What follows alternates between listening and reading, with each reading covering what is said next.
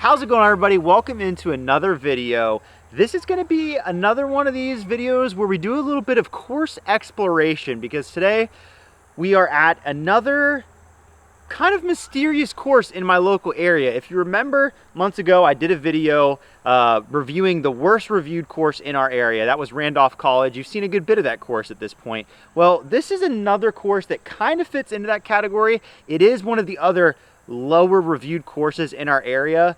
It comes in around 3.5 on UDisc, which isn't terrible, but as you know, to be below, really to be 3.5 and below on UDisc, you have to be a pretty bad course, missing signage, a lot of those things. So who knows what we're gonna get. Similar to the last course we did, this is a 9-hole track meant to be for beginners, so we keep that in mind, and we're gonna get to the bottom of this thing, figure out, is it reviewed correctly? Should it be higher or lower? I'll give it my own review at the end. And this is also exciting because I've never been here. This course is very close. This is right in the middle of the Lynchburg area. It's actually at a church property. This is a Living Word Baptist. That's the name of this course. But they have some restricted hours, but most of the time this course is open to public play. So who knows? Maybe it'll be a great time. They've got some nice baskets out here. I think I saw at least one tee pad, and they have a nice course map sign when you pull into the parking lot. So they've got some cool things here, but let's explore. Let's see what we can figure out here, review the course as we go, and find out together. Is this a little hidden gem in Lynchburg, or does this course stink? All right, so this is hole 1 here. A pretty normal start. It's just kind of a wide open field hyzer. There is woods behind the basket, but I think we can play this one pretty normal. We're just going to go with this rock on a little bit of hyzer. Seems like we just don't want to go long.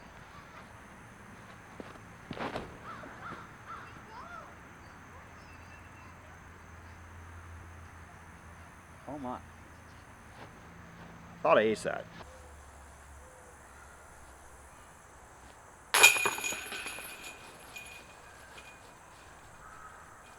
My warm-up shot was a little closer. Well, that was a good start. I think a good little starter hole. Not really much trouble. It does look like you don't want to go long there. I do wonder, I see one other basket out here in the field, but from my glancing at the reviews, I think a lot of this course is going to be tighter in this wooded part of the church property, which makes sense. But there was nothing wrong with that hole. I mean, like, I don't have like crazy expectations for this course, so I wouldn't expect anything complex. I mean, it's supposed to be beginner level, and it's always fun to have an open shot to start your day. I never have an issue with that. I actually like that. So yeah, totally fine start. Now, first thing I will mention is I do have UDisc, so that is obviously going to direct me to the next tee pad, but the basket did not have any wayfinder on it. I don't see any signs on the trees, so just looking around, I didn't spot the next tee pad. I think I could have, but I didn't. Obviously, I had to use UDisc to find that, so that can be a slight knock on the course, but not the end of the world. I mean, most people have UDisc, and it is free, so we'll see what the next hole has to offer. All right, so we've arrived at hole 2, not far from the last basket. I like that. Not a hike by any means. We're probably about 100 feet away. This is quite lovely. We have a nice gap, low ceiling shot. It is arguably a little too low ceiling because you can't really run the ace because of that, but the gap itself is very fair, pretty well cleared out. Looks like we could try to go either to the left or right side of this one central tree. But it's a fun hole to the eye, and we'll see what the UDisc distance is. Probably a little over 200 feet, 232 feet. That seems about right. So we'll see what happens. I think really the play here is probably the biggest knock on this hole, because it looks like we kind of have to just slide a disc up there.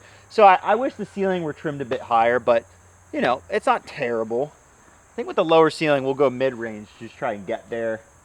Yeah, I kind of like, we'll try the left gap. I don't know. We'll try and just go straight through the left gap, kind of right at it.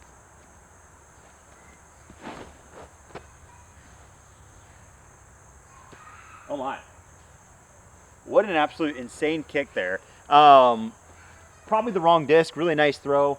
Yeah, I will say this hole, while it looked pretty to the eye when I showed up, it's not really inspiring. I'll walk you down the fairway so you can kind of get a good look. But the throw that you do right there is not very fun. When you have a tunnel shot like this, it'd be cooler if you could actually run the ace. You can't really. So, kind of walking you down the fairway here. you can see, you know, we got this one tree to miss in the middle. The issue is with these branches that overhang, you're just not gonna get to this basket back here without just sliding along the fairway. And if you take this right side, you know, you're probably gonna skip too far over to the left. You go right at it like myself. I kind of got caught up in this stuff. It's not a terrible hole, but don't love the way it's set up. I wish, like, it's such a cool hallway. We just need a little bit of a ceiling trim on that in particular. Regardless, the kick we got was amazing, and we are parked for birdie.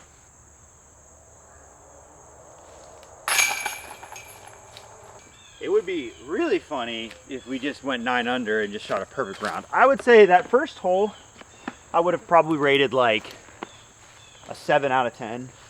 You know, keeping in mind where we're at, a beginner pitch and putt course. This hole would probably be like it's honestly like a 4. It's just the shot's not very fun. Okay, hole 3 is interesting. I will also say there's a very strong smell of animal poop back here. I hope I didn't step in any. This hole does not look very fun either. I'm not gonna lie to you. We're looking at like a hyzer gap. This reminds me of when people design disc golf courses but don't play a lot of disc golf. I don't want to be like mean, but like it's basically asking for a disc to go straight and then go diagonal. And discs don't go diagonally. They kind of fly on a curve. So this line is achievable. It's kind of maybe a pushing hyzer, but it's just not really a perfect disc line. Like you get what I'm saying. Sometimes you see lines in the woods that are fair in the sense that they're cut out, but they're not really aligned in a way that a disc flies typically. So, and maybe there's more room in the corner that I think, but I think that this shot has to be like I don't know, I'll give it a chance. It's probably doable. I think it definitely has to be a pushing hyzer. So we'll try our shaman. Maybe I'll throw a couple here to try and actually hit the line and see. Maybe there's more room than I think and it's actually perfectly fine pushing hyzer. We'll see.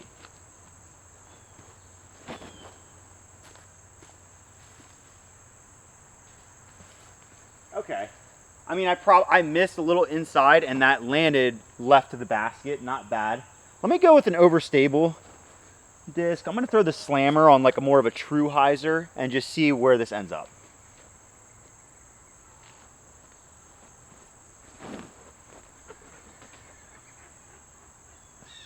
Okay. I think I take back a little bit of what I said there because I think there's enough room where like that was a basic hyzer and I think that's parked. So I think I'll find that there's more room than it looked like. I thought it was pinched. One thing I do love about this course so far is very cleared out fairways, and even in these trees, the underbrush is under control, even for this time of year where everything is very grown in. Okay, so the basket looked further. Let me adjust my exposure here. The basket, I think, from the tee looked a little bit further, but this green's actually reasonable. This shot, you know, that the hyzer that I threw with the second shot is parked, and that was as basic of a hyzer line as can be. So I take back most of what I said there. This line is totally fine. I thought the basket was pushed further back. It looked different from the tee. I think our first one is in these left woods. I think this hole actually is an ace run opportunity for sure. Because one thing I want to see out of a shorter course like this is don't overcomplicate the lines. Give lots of ace run opportunities. Like the second hole, not really an ace run opportunity. Because that will help appeal to both the beginner player and the advanced player, because the advanced player knows they can shred this course, but it's fun to run aces. So you don't want to just make shots like hole 2 or like I thought this was, where you can get close but you can't run the basket. Oh. The good old basket catch with no chains. I will say those trees are very punishing. That's kind of a fun little element because, like I said, the underbrush is under control, but you have enough of those skinny trees to create an obstacle when you miss your shot. So I like that, and hey, we're 3 for 3. Now I'm like officially really trying hard to try to get 9 under. Okay, this is the signage I was looking for earlier. It says this way with an arrow. Oh, the animal poop smell intensifies. I don't know what is back here. All right, guys, so this is a fantastic pitch and putt hole. This is exactly what I was just talking about. We've got a 170-foot hole framed up between 2 trees perfectly. creating a really fun looking ace run shot. Love this. I would give the last hole probably like a 6 out of 10. This is great. You can't have too many of these because this is a very short, easy hole, but this is an awesome little framed up ace run. We'll throw our main shot, obviously, because we're trying to shoot perfect, but then I'll throw a couple more to try and see if I can get an ace. Let's go, pine needle. I got this Jaden Rye dime in my bag. Shout out to Hooligan for sending this to me. I've been liking it. Very straight putter with like still a little bit of finish, but straighter than the Cash. Not the best of these finesse putters. Oh no. And the 9 under round was gone before it ever started. Oh, I just can't do these finesse shots. All right. I will throw a, we'll throw a couple more, just try to get one in between those trees, because I mean, it's too fun. Okay. Can't do that.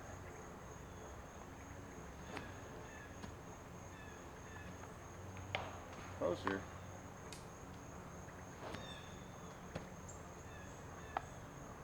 Closer.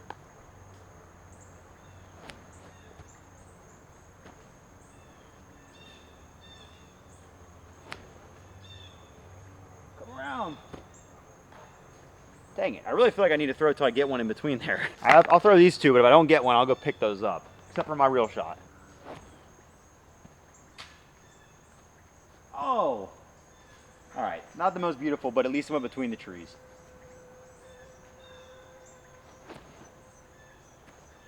Oh. I think those are like the furthest you could get from the basket while going in between there. That is a very addictive shot. Super fun. Well, gotta run this to try and keep the perfect round alive.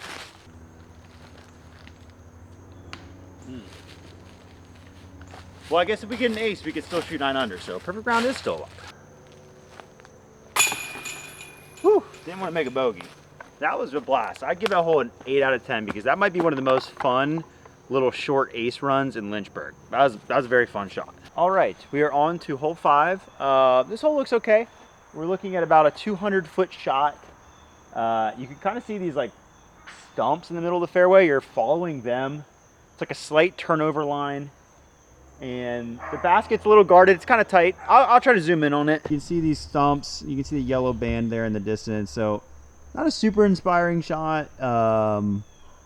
It's okay. You know, it's got some guardian trees, but we'll see what happens. Sometimes you just got to throw. You got to throw these holes to really figure out what's going on. We're going to try. Let's try and get a little redemption with this dime. Try to get a little Anheuser on it. There is so many deer behind me. I swear there's deer in every video I shoot. Ooh. Slide a little. Okay, that was not the intended line, but I think I did get pretty close because I missed far enough left. There we go. Ooh, that's right at it. Okay, I think that one missed all the guardian trees. That's the intended line. I'm curious to see where those trees sit in relation to the basket because they kind of look like they're right in front of it, but I can't quite tell. Yeah, so this was actually a rock pile and a stump, but that was like our second aim point. This was kind of the decision tree, so we missed it left on the first shot, but we still got pretty far. We missed it to the right side, which is correct, the second time, and the second time we got up there by the basket. First one, a little bit short. So I like that the first shot didn't get all the way through. This setup of guardian trees is a little bit interesting because by the time you get through here, I do feel like these tiny little gaps are kind of luck, but also I don't mind it because if you do hit these trees, you're about 10 feet from the basket, so you're gonna make it either way. I just wonder if these middle trees are only here, like they're only gonna block the ace run. So they probably should go, to be honest. Yeah. Ooh. We're keeping the perfect round alive if we can make an ace at some point. That was a pretty good putt. I'd probably give that last hole maybe a 5, maybe a 4, 4.5. This hole, so first thing I just want to say, I know I keep talking about it, but the smell of animal poop in this forest, I'm sure it's a seasonal thing. Maybe the deer are going wild. I don't know, but I have never in my life smelled such strong animal poop smells. Certain parts of this course, and I'm sure it's not like this all the time, but man, it's getting to me a little bit. I don't want to sound like a baby, but holy cow. This hole has no tee pad. I did see that in some of the reviews that some of the holes do not have tee pads. Not the end of the world, but we got basically a nice wide open, maybe our first forehand hole. I think it's a backhand turnover or a forehand. Similar theme to the last hole where it has some guardian trees towards the end. But a totally fine hole. I like that it's an inviting turnover or forehand. It opens up quite a bit. I do like that because this course could basically be as tight as they wanted it to be, but they took the time to cut in enough of this area that it's not like terrifying looking for beginners. So I think we will try the forehand first. Maybe even a little skip. That looks perfect. Oh, made it to the back wall too quickly. Maybe the backhand's a little better here.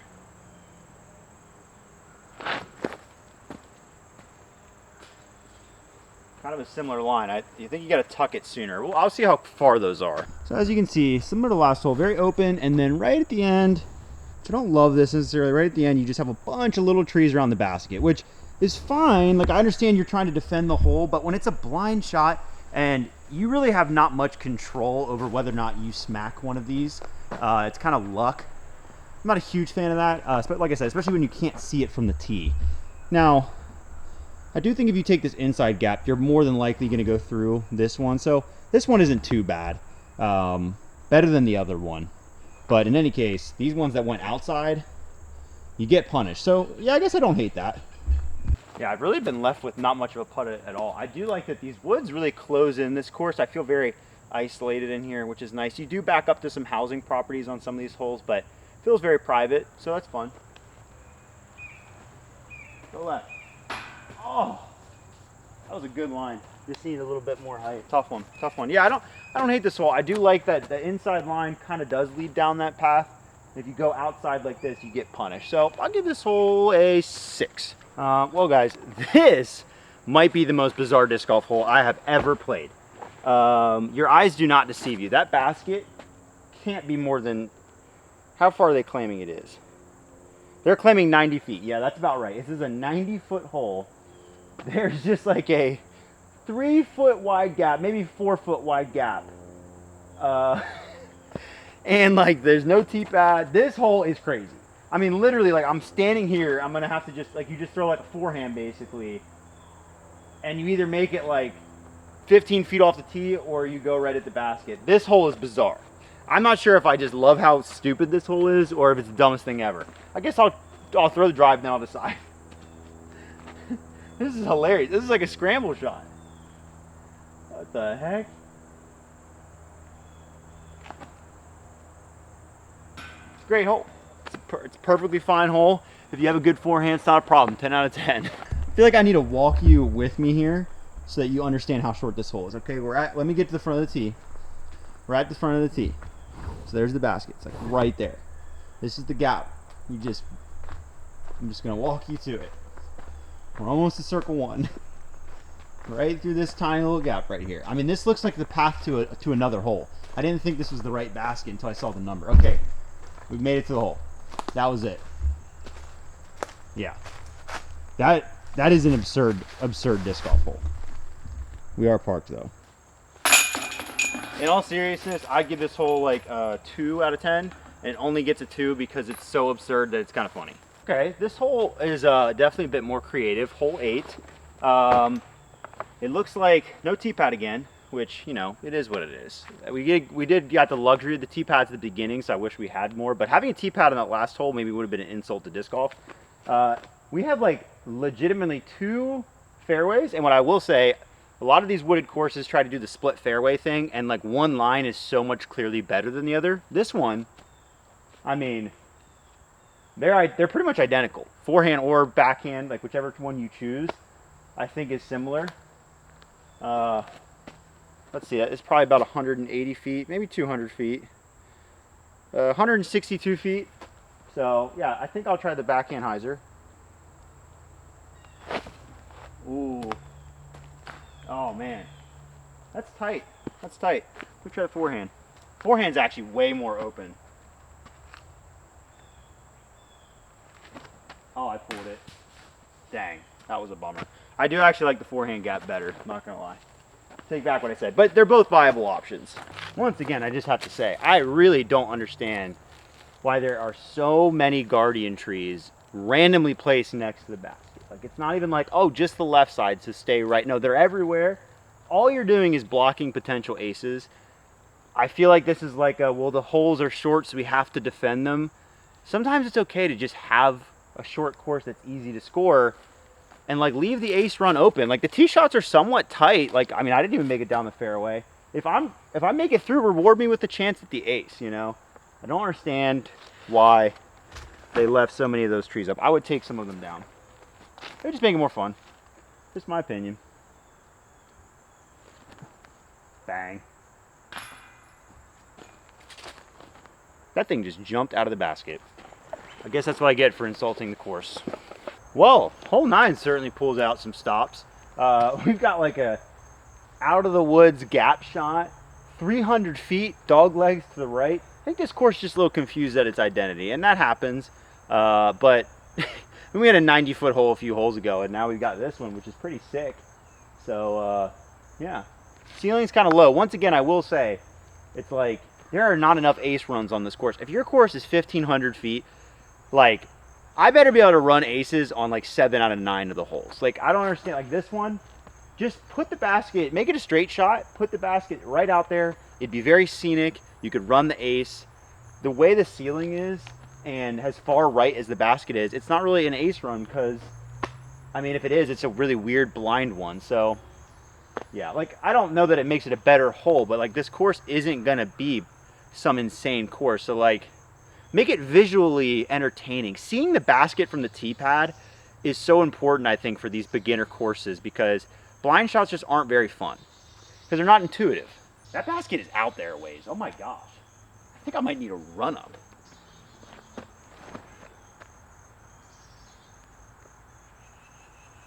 Okay.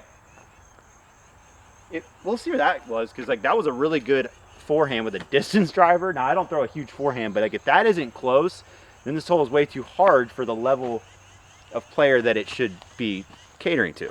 This is what it looks like when you come out of here. So you can see the basket is pushed pretty darn far back to the right, which makes it like a more advanced hole, but it's like, you know, just put it out there in the middle. So when you hit this gap, you can see it. Just be a little bit more fun. At the very least, we did throw it under the basket, so that's good. That's good for my ego. Alrighty, that'll do it for our round. We ended up shooting 6 under, not bad. Final thoughts on this course. I want to give my final review and opinion here. So, for starters, as far as a UDisc rating, I think this course is probably a high 2s, maybe a 3. I think it's just, it's not about the distance of the course, and it's not about the land. I think there's just some design mishaps. Now, I also want to say this very important thing. This course was put in by a church on a church property. I don't know who designed it. It may have just been the church that put this in. But in any case, nobody made them put it in a disc golf course. It's awesome that they've used the land that they have to try and grow the sport of disc golf. And for their intents and purposes to try to share the gospel as well. There's like Bible verses all over the course, which is really cool. So I love that. And these critiques are not because I'm like angry at the course. I just want to make that very clear. But I do think that with some tweaks, this could be a fun course. There were some promising holes. Hole 1, I think, was a great start. Really, the first few were good. There's only a couple in the middle I didn't love. And I think most of them could be fixed by getting rid of some annoying guardian trees and just making the shots a little less blind. Like I was saying, blind shots they serve a purpose in disc golf.